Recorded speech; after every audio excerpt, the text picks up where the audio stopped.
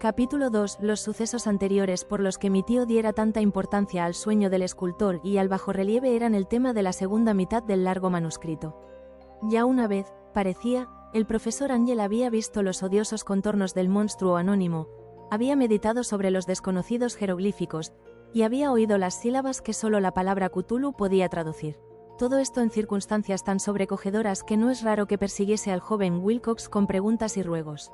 Esta experiencia anterior había ocurrido 17 años antes, en 1908, mientras la Sociedad Norteamericana de Arqueología celebraba su consejo anual, en St. Louis.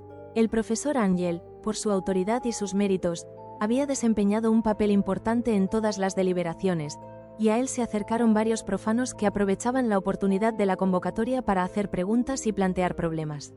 El jefe de ese grupo no tardó en convertirse en centro de atracción de todo el Congreso. Era un hombre de aspecto muy común, mediana edad, y que había hecho el viaje de Nueva Orleans a St. Louis en busca de cierta información que no había podido obtener en su distrito. Se llamaba John Raymond Legrasse y era inspector de policía. Traía consigo el objeto de su viaje. Una estatuita de piedra, repugnante y grotesca, muy antigua aparentemente, cuyo origen no había logrado determinar. No debe creerse que el inspector Legrasse se interesara por la arqueología. Todo lo contrario. Su deseo de instruirse tenía como único origen razones puramente profesionales. La estatuita, ídolo, fetiche o lo que fuese, había sido capturada meses antes en los pantanos boscosos del sur de Nueva Orleans, en el curso de una expedición contra una presunta ceremonia vudú. Tan singulares y odiosos eran los ritos, que la policía comprendió que se hallaba ante un culto totalmente ignorado, e infinitamente más diabólico que los del vudú. Los confusos e increíbles relatos arrancados por la fuerza a los prisioneros nada informaron sobre su posible origen. De ahí el deseo de la policía de consultar a alguna autoridad para identificar así el horrible símbolo, y seguir las huellas del culto hasta sus fuentes. El inspector Legrasse no había esperado que su pedido convocara una impresión semejante. La aparición de la curiosa estatuita bastó para excitar a los hombres de ciencia, y pronto todos rodearon al inspector para contemplar de cerca la diminuta figura cuya rareza y aspecto de genuina y abismal antigüedad abrían perspectivas tan misteriosas y arcaicas. Nadie reconoció la escuela escultórica de la que había nacido la estatua, y sin embargo centenares y hasta miles de años parecían haberse posado en la oscura y verdosa superficie de aquella piedra desconocida. La figura, que los miembros del Congreso pasaron de mano en mano para estudiarla con más minuciosidad, medía de unos 20 a 25 centímetros de altura y estaba finamente labrada. Representaba un monstruo de contornos vagamente antropoides, pero con una cabeza de pulpo cuyo rostro era una masa de tentáculos, un cuerpo escamoso que sugería cierta elasticidad, 4 extremidades dotadas de garras enormes, y un par de alas largas y estrechas en la espalda. Esta criatura, que exhalaba una malignidad antinatural, parecía ser de una pesada corpulencia, y estaba sentada en un pedestal o bloque rectangular, cubierto de indescriptibles caracteres. Las puntas de las alas rozaban el borde posterior del bloque, el asiento ocupaba el centro, mientras que las garras largas y curvas de las plegadas extremidades asían el borde anterior y descendían hasta un cuarto de la altura del pedestal. La cabeza de cefalópodo se inclinaba hacia el dorso de las garras enormes que apretaban las elevadas rodillas. El conjunto daba una impresión de vida anormal, más sutilmente terrorífico a causa de la imposibilidad de establecer su origen. Su vasta, pavorosa e incalculable edad era innegable. Sin embargo, nada permitía relacionarlo con algún tipo de arte de los comienzos de la civilización. El material de la estatua encerraba otro misterio. No había nada parecido, en la geología o la mineralogía, a aquella pieza jabonosa, verdinegra, de estrías doradas o iridiscentes. Los caracteres de la base eran igualmente desconcertantes, y ninguno de los miembros del Congreso, a pesar de que representaban a la mitad de las autoridades mundiales en esta esfera, pudo descubrir el más remoto parentesco lingüístico. Tanto la figura como el material pertenecían a algo increíblemente lejano, totalmente distinto de la humanidad que conocemos. Algo sugería, de un modo terrible, antiguos y profanos ciclos en los que nuestro mundo y nuestras concepciones no habían participado. Y, sin embargo, mientras los miembros del Congreso sacudían la cabeza y se confesaban incapaces de resolver el misterio, uno de ellos creyó descubrir algo raramente familiar en la efigie y los jeroglíficos, y al fin, no sin reticencia, confesó lo que sabía. Este hombre era el hoy desaparecido William Channing Webb, profesor de antropología en la Universidad de Princeton y explorador de bastante renombre. 48 años antes el profesor Webb había recorrido Groenlandia e Islandia en busca de ciertas inscripciones rúnicas que hasta ese entonces no había podido descubrir. En la costa occidental de Groenlandia se había encontrado con una tribu degenerada de esquimales, cuya religión, un culto demoníaco curioso, lo había impresionado sobremanera por su faz deliberadamente sanguinaria y repulsiva. Era aquella una fe que los otros esquimales ignoraban casi del todo, y a la que se referían estremeciéndose. Databa, decían, de épocas muy antiguas, anteriores al nacimiento del mundo. Junto a ritos anónimos y sacrificios humanos había invocaciones de origen tradicional dirigidas a un demonio supremo o Tornasuk. El profesor Webb había oído esa invocación en boca de un viejo Angekok, o brujo sacerdote, y la había transcrito fonéticamente, hasta donde era posible, en caracteres romanos. Pero lo que ahora parecía importante era el fetiche adorado en ese culto, y alrededor del cual bailaban los esquimales cuando la aurora boreal brillaba muy por encima de los acantilados de hielo. Era, declaró el profesor, un tosco bajorrelieve de piedra con una figura horrible y algunos caracteres misteriosos. Creía recordar que se parecía, por lo menos en todos los rasgos esenciales, a la criatura bestial que ahora estaban examinando. Este relato, recibido con asombro y sorpresa por los miembros del Congreso, pareció excitar al inspector Legrasse, que abrumó al profesor a preguntas. Habiendo copiado una invocación recitada por uno de los oficiantes del pantano, rogó al profesor Webb que tratase de recordar las sílabas recogidas en Groenlandia. Siguió una comparación exhaustiva de todos los detalles y un instante de sombrío silencio cuando el profesor y el detective convinieron en la virtual identidad de las frases. He aquí, en sustancia, la división de las palabras fue establecida de acuerdo con las pausas tradicionales observadas por los oficiantes, lo que el brujo esquimal y los sacerdotes de Luisiana habían cantado a sus ídolos. Fangluy Mhelmnaf Cthulhu Errelie Bagnagel FHTAGN. Legrasse había tenido más suerte que el profesor Webb, pues varios prisioneros le habían revelado el sentido de esas palabras. Era algo así. En su casa de Errelie el fallecido Cthulhu espera soñando. Y entonces, respondiendo a un ruego general, el inspector relató minuciosamente su experiencia con los fieles del pantano. Veo ahora que mi tío dio gran importancia a esa historia. Tenía cierto parecido con las ensoñaciones más extravagantes de los teósofos y los creadores de mitos, y revelaba una asombrosa imaginación de carácter cósmico que nadie hubiese esperado entre parias y vagabundos. El 1 grado de noviembre de 1907, la policía de Nueva Orleans había recibido un alarmado mensaje de la región pantanosa del sur. Los colonos, gente primitiva, pero de buen natural, descendientes en su mayor parte de Lafite, eran presas del pánico a causa de algo desconocido que había invadido la región durante la noche. Se trataba en apariencia de un culto vudú, pero de una especie más terrible que todo lo que ellos conocían. Desde que el malévolo tam-tam había comenzado a sonar incesantemente en aquellos bosques oscuros donde nadie osaba aventurarse, habían desaparecido varias mujeres y niños. Se habían oído gritos irracionales, chillidos desgarradores y cantos lúgubres, y unas llamas diabólicas habían bailado en la espesura. Los vecinos, añadía el aterrorizado mensajero, no podían soportarlo. En las primeras horas de la tarde 20 policías partieron en 2 carricoches y un automóvil, guiados por el tembloroso colono. Cuando el camino se hizo intransitable abandonaron los vehículos y durante varios kilómetros chapotearon en silencio a través de los espesos bosques de cipreses donde nunca penetraba la luz del día. Raíces tortuosas y nudos malignos de musgo español retardaban la marcha, y de vez en cuando una pila de piedras húmedas o los fragmentos de una pared en ruinas hacían más depresiva aquella atmósfera que los árboles deformados y las colonias de hongos contribuían a crear. Al fin apareció un miserable conjunto de chozas, y los histéricos colonos corrieron a agruparse alrededor de las vacilantes linternas. El apagado golpear de los tam-tams se oía débilmente a lo lejos. La brisa traía muy de cuando en cuando un chillido que helaba la sangre. Un resplandor rojizo parecía filtrarse por entre el follaje pálido, más allá de las interminables avenidas de la noche selvática. A pesar de su repugnancia a quedarse nuevamente solos, todos los habitantes del lugar se negaron a avanzar un solo paso hacia la escena del culto maldito, de modo que el inspector Legrasse y sus 19 colegas tuvieron que aventurarse sin guías por aquellas negras arcadas de horror donde ninguno de ellos había puesto el pie. La región en que ahora entraba la policía tenía tradicionalmente muy mala fama, y en su mayor parte no había sido explorada por hombres blancos.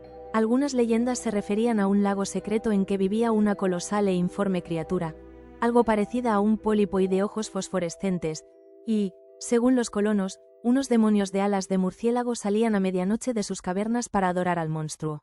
Afirmaban que éste estaba allí desde antes que La Salle, de los indios, y aún de las bestias y pájaros del bosque. Era una verdadera pesadilla, y verlo significaba la muerte. Pero se aparecía en sueños a los hombres, y eso bastaba para que estos se mantuviesen alejados. La orgía vudú se desarrollaba en los límites extremos del área aborrecida, pero aún así el emplazamiento era bastante malo, y eso quizá había aterrorizado a los colonos más que los chillidos o incidentes. Solo la poesía o la locura podían haber reproducido los ruidos que oyeron los hombres de Legrasse mientras atravesaban lentamente el sombrío pantano, acercándose a la luz rojiza y a los apagados tam-tams. Hay una cualidad vocal propia de las bestias, y nada más terrible que oír una de ellas cuando el órgano de donde proviene debería emitir otra. Una furia animal y una licencia orgiástica se exacerbaban allí hasta alcanzar alturas demoníacas con gritos y aullidos extáticos que reverberaban en los bosques tenebrosos como ráfagas pestilentes surgidas de los abismos del infierno. De vez en cuando cesaban los gritos y lo que parecía un coro de voces roncas entonaba la odiosa melopea 1. Fangluye Mehelmnaf Cthulhu Guerrelie Bagnagel FHTAGN. Por fin los hombres llegaron a un sitio donde el bosque era menos denso, y se encontraron de pronto en el lugar mismo de la escena. 4 trastabillaron, un quinto perdió el conocimiento, y otros 2 lanzaron un grito de horror que, por suerte, fue apagado por el tumulto salvaje de la orgía. Legrasse roció con agua pantanosa el rostro del hombre desvanecido, y luego todos contemplaron el espectáculo fascinados por el horror. En un claro natural del pantano se alzaba una isla verde de tal vez un acre de extensión, desprovista de árboles y bastante seca. Allí saltaba y se retorcía una horda de anormalidades humanas más indescriptibles que cualquiera de las que hubiese podido pintar un sime o una angarola. Sin ropas, esta híbrida muchedumbre bramaba, rugía y se contorsionaba alrededor de una hoguera circular. De vez en cuando se abrían las cortinas de fuego y se podía distinguir en el centro un bloque de granito de unos 2,5 metros de alto, en cuya cima, incongruente por su pequeñez, se alzaba la funesta estatuita. En 10 cadalsos instalados a intervalos regulares en un ancho círculo que rodeaba la hoguera, con el monolito como centro, colgaban con la cabeza hacia abajo los cuerpos extrañamente mutilados de los desaparecidos colonos. Dentro de este círculo saltaba y rugía el anillo de fieles, moviéndose de izquierda a derecha en una bacanal interminable entre el círculo de cadáveres y el círculo de fuego.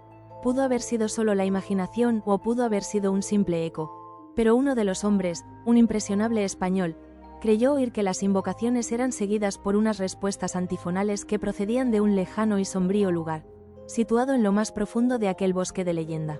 Este hombre, Joseph D. Gálvez, a quien más tarde encontré e interrogué, era desbordantemente imaginativo. Llegó a decir que había oído el débil golpear de unas grandes alas y que había vislumbrado unos ojos luminosos y una enorme masa blanca detrás de los árboles más lejanos. Pero creo que estaba demasiado influido por las supersticiones locales. La inactividad de los hombres paralizados fue comparativamente de poca duración. El deber venció pronto todas las dudas, y aunque los celebrantes debían de llegar al centenar, la policía, confiada en sus armas de fuego, irrumpió en medio de la horda. Durante 5 minutos el caos y el tumulto fueron indescriptibles. Hubo furiosos golpes, disparos y huidas. Pero finalmente Legrasse pudo contar 47 prisioneros, a los que obligó a vestirse rápidamente, y que rodeó de policías. 5 de los celebrantes habían muerto, y otros 2, muy malheridos, fueron transportados por sus cómplices en improvisadas parihuelas. La imagen del monolito fue sacada con todo cuidado y llevada por Legrasse. Examinados en el cuartel de la policía, luego de un viaje agotador, los prisioneros resultaron ser mestizos de muy baja ralea y mentalmente débiles. Eran en su mayor parte marineros, y había algunos negros y mulatos, procedentes casi todos de las islas de Cabo Verde, que daban un cierto matiz vudú a aquel culto heterogéneo. Pero no se necesitaron muchas preguntas para comprobar que se trataba de algo más antiguo y profundo que un fetichismo africano. Aunque degradados e ignorantes, los prisioneros se mantuvieron fieles, con sorprendente consistencia, a la idea central de su aborrecible culto. Adoraban, dijeron, a los grandes antiguos que eran muy anteriores al hombre y que habían llegado al joven mundo desde el cielo. Esos antiguos se habían retirado ahora al interior de la tierra y al fondo del mar, pero sus cadáveres se habían comunicado en sueños con el primer hombre, quien inventó un culto que nunca había muerto. Este era ese culto, y los prisioneros dijeron que había existido siempre y que siempre existiría, ocultándose en lejanías desiertas y lugares retirados hasta que el gran sacerdote Cthulhu saliese de su sombría morada en la ciudad submarina de Errelie para reinar otra vez sobre la tierra. Algún día vendría, cuando los astros ocuparan una determinada posición, y el culto secreto estaría allí, esperándolo. Mientras tanto no podían decir nada más. Se trataba de un secreto que ni la tortura podría arrancarles. La humanidad no era lo único consciente en la Tierra, pues había unas formas que emergían de la sombra para visitar a sus escasos fieles. Pero estas no eran los grandes antiguos. Ningún ser humano había visto a los antiguos. El ídolo de piedra representaba al gran Cthulhu, pero nadie podía decir si los otros eran o no como él. Nadie era capaz de descifrar ahora la antigua escritura. Muchas cosas se transmitían oralmente. La invocación ritual no era el secreto. Este no se comunicaba nunca en voz alta. El canto significaba: en su casa de Errelie el fallecido Cthulhu espera soñando. Solo 2 de los prisioneros fueron juzgados bastante cuerdos y se les ahorcó. El resto fue enviado a diversas instituciones. Todos negaron haber participado en los crímenes rituales, y afirmaron que los culpables de aquellas muertes eran los alas negras que habían venido hasta ellos desde su refugio inmemorial en el bosque encantado. Pero nada coherente se pudo saber de aquellos aliados misteriosos. Lo que la policía logró obtener salió en su mayor parte de un viejísimo mestizo llamado Castro, quien pretendía haber tocado puertos distantes y hablado con los jefes inmortales del culto en las montañas de China. El viejo Castro recordaba fragmentos de odiosas leyendas que empequeñecían las especulaciones de los teósofos y hacían de nuestro mundo algo reciente y fugaz. En ciclos muy lejanos otros seres habían gobernado la Tierra. Habían vivido en grandes ciudades, y sus vestigios podían encontrarse, aún le habían dicho a Castro los inmortales de China, en unas piedras ciclópeas de algunas islas del Pacífico. Habían muerto muchísimo antes de la aparición del hombre, pero había artes que podrían revivirlos cuando los astros volvieran a ocupar su justa posición en los cielos de la eternidad. Estos seres, indudablemente, procedían de las estrellas y habían traído sus imágenes con ellos. Estos grandes antiguos, continuó Castro, no eran de carne y hueso. Tenían forma. ¿No lo probaba acaso esta imagen estelar? Pero esa forma no era material. Cuando las estrellas eran propicias iban de mundo en mundo a través del cielo, pero cuando eran desfavorables, no podían vivir. Pero aunque ya no viviesen, no habían muerto en realidad. Yacían todos en casas de piedra en la gran ciudad de Errelie, preservada por los sortilegios del gran Cthulhu para el día que las estrellas y la tierra pudiesen recibir su gloriosa resurrección. Pero en esa época alguna fuerza exterior debía ayudar a la liberación de sus cuerpos. Los conjuros que impedían que se descompusieran impedían también que se moviesen, y los antiguos tenían que contentarse con yacer y pensar en la oscuridad mientras transcurrían millones de años. Conocían todo lo que ocurría en el mundo, pues su lenguaje consistía en la transmisión del pensamiento.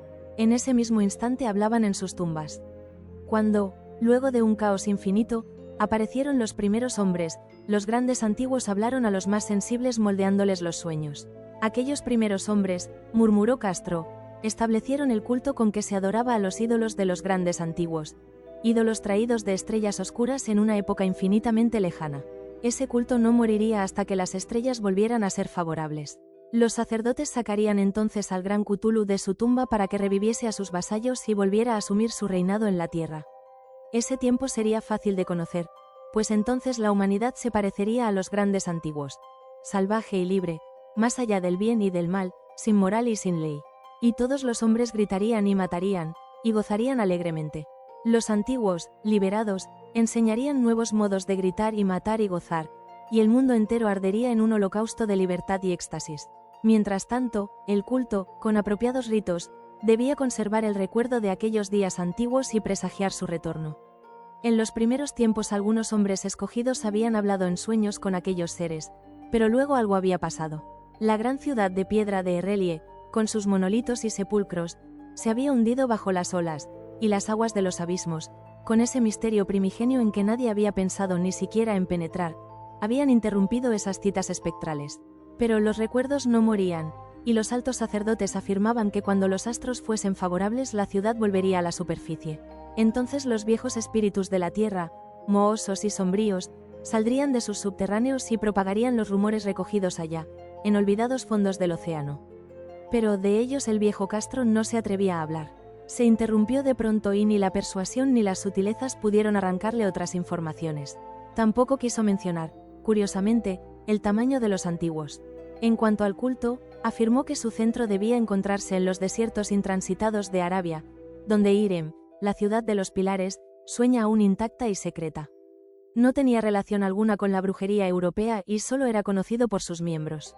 Ningún libro aludía a él, Aunque los chinos inmortales decían que en el Necronomicon del árabe loco Abdul al-Hazred había un sentido oculto que el iniciado podía interpretar de muy diversas maneras, especialmente en el tan discutido dístico: no está muerto quien puede yacer eternamente, y en épocas extrañas hasta la muerte puede morir. Legrasse, profundamente impresionado, y no poco intrigado, había buscado sin éxito las filiaciones históricas del culto. Castro, aparentemente, había dicho la verdad al afirmar que era un secreto. Las autoridades de la Universidad de Tulane no pudieron arrojar luz alguna sobre el culto o la imagen, y ahora recurría a las mayores autoridades y se encontraba nada menos que con el episodio de Groenlandia del profesor Webb. El ferviente interés que despertó el relato de Legrasse, corroborado por la presencia de la estatuita, tuvo algún eco en las cartas que intercambiaron luego los miembros del Congreso, pero apenas hay alguna mención en el informe oficial. La prudencia es preocupación primordial de aquellos que se enfrentan a menudo a la charlatanería y la impostura. Legrasse prestó durante un tiempo la estatua al profesor Webb, pero a la muerte de este último le fue devuelta, y está desde entonces en su casa. Allí la he visto no hace mucho tiempo. Es de veras algo estremecedor, e indiscutiblemente parecida a la escultura labrada en sueños por el joven Wilcox. No me asombró que mi tío se hubiese excitado con el relato del joven. ¿Qué pudo pensar al saber, ya enterado de la información recogida por Legrasse, que un joven sensible no solo había soñado la figura y los jeroglíficos de las imágenes del pantano y de Groenlandia, sino que también había oído en sueños 3 de las palabras de la fórmula repetida por los maestros de Luisiana y los diabólicos esquimales?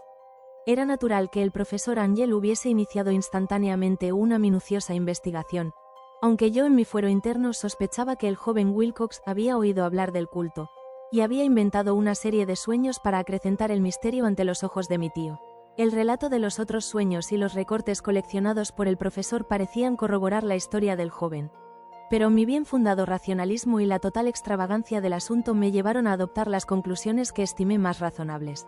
De modo que luego de estudiar otra vez el manuscrito y comparar las notas teosóficas y antropológicas con la descripción del culto que había hecho Legrasse, viajé a Providence para ver al escultor e increparle el haberse burlado de tal modo de un sabio anciano.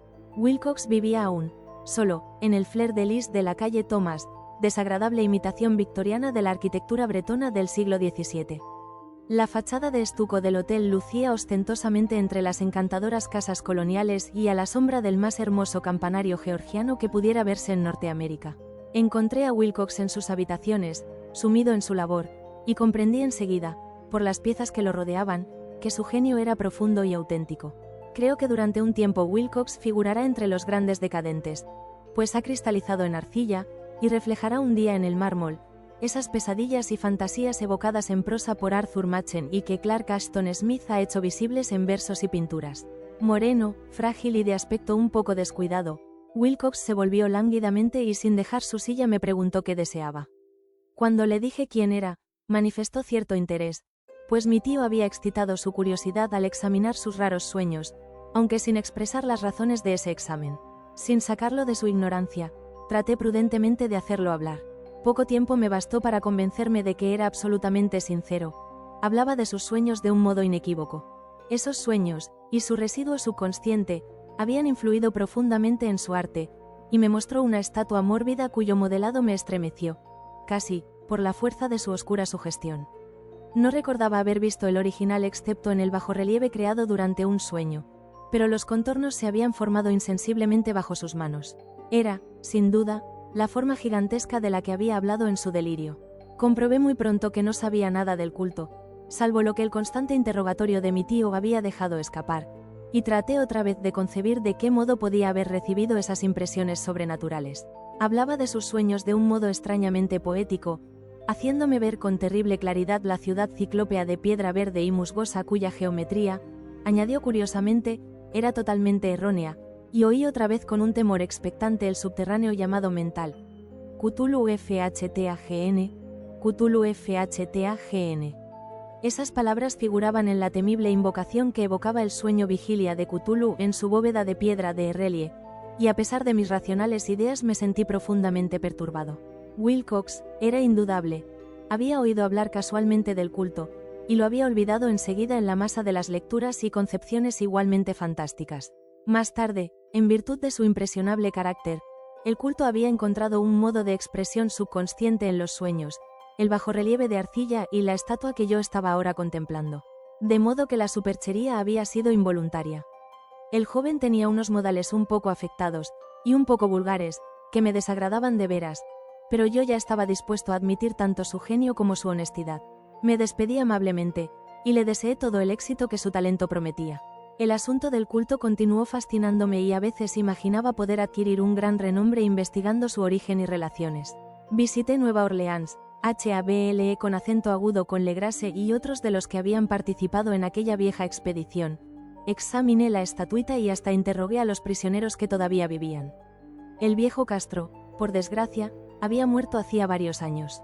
Lo que escuché entonces de viva voz, aunque no fue más que una confirmación detallada de los escritos de mi tío, acrecentó mi interés, y tuve la seguridad de estar sobre la pista de una religión muy antigua y secreta cuyo descubrimiento me convertiría en un antropólogo famoso. Mi actitud era aún entonces absolutamente materialista, como aún quisiera que lo fuese, y por una inexplicable perversidad mental rechacé la coincidencia de los sueños y los recortes coleccionados por el profesor Ángel. Hubo algo, sin embargo, que comencé a sospechar y que ahora creo saber. La muerte de mi tío no fue nada natural. Cayó al suelo en la colina, en una de las estrechas callejuelas que partían de unos muelles donde abundaban los mestizos extranjeros, luego del descuidado empujón de un marinero de tez oscura. Yo no había olvidado que los oficiales de Luisiana se distinguían por la mezcla de sangres y sus intereses marinos, y no me hubiera sorprendido conocer la existencia de agujas venenosas y métodos criminales secretos tan faltos de piedad como aquellas creencias y ritos misteriosos. Legrasse y sus hombres, es cierto, no habían sido molestados, pero en Noruega acaba de morir un marino que veía cosas. ¿No pudieron haber llegado a oídos siniestros las investigaciones realizadas por mi tío luego de encontrarse con el escultor? Creo hoy que el profesor Ángel murió porque sabía o quería saber demasiado. Es posible que me espere un fin semejante, pues yo también he aprendido mucho.